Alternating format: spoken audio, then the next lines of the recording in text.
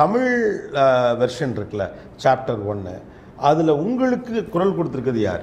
மணிகண்டன் தானா? நான் எனக்கு ரொம்ப ஃபேவரட் அவர். எங்களுக்கும் ஃபேவரட். ஆமாம்மா, ரொம்ப பிடிக்கும் அவருடைய பர்ஃபார்மன்ஸு, அவருடைய மிமிக்ரி. என்ன ஒரு ரெகுலர் மிமிக்ரி ஆர்டிஸ்ட் கிடையாது அவர். ஆமாம், அவருக்கு ஒரு பிளெஸ்ஸிங் இருக்குது. அவர் வித் கேரக்டர் பிஹேவியரோட பேசுவாங்க.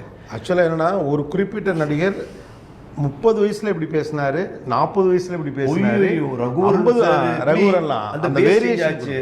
தலையோட பேஸ் சேஞ்ச் ஆனது எப்படி அழகாக சொல்லுவாங்கன்னு அஜித் சாரோட இது எல்லாரும் பண்ணிடுவோம். ரொம்ப இப்படி இன்ஸ்டண்ட்டாக அப்படி கொடுத்துட்டே போயிடுவாங்க அவர். ஸோ அதை பார்த்து எனக்கு என்னென்னா, இவருக்கு ஏதோ பண்ணணுமே அப்படின்னு தோன்றிருந்தது. Okay, correct. என்னுடைய வாய்ஸ் வந்து definitely it's not Shiva, it is பெர்மே, வேறு கேரக்டரு.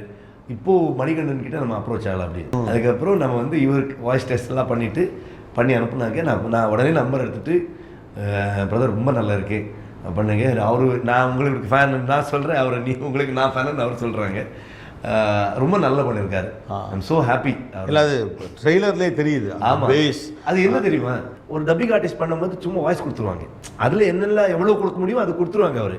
ஆனால் ஒரு ஆர்டிஸ்ட் வந்து நெக்ஸ்ட் ஸ்டெப் போயிடுவாங்க. they'll feel the கேரக்டர், அதுக்குள்ளே வந்து அதுக்கு லைஃப் கொடுத்துருவாங்க. இல்லை, அந்த காட்சிகளோட அந்த குரல் அப்படியே ஜெல்லாகி போகிற மாதிரி வருது.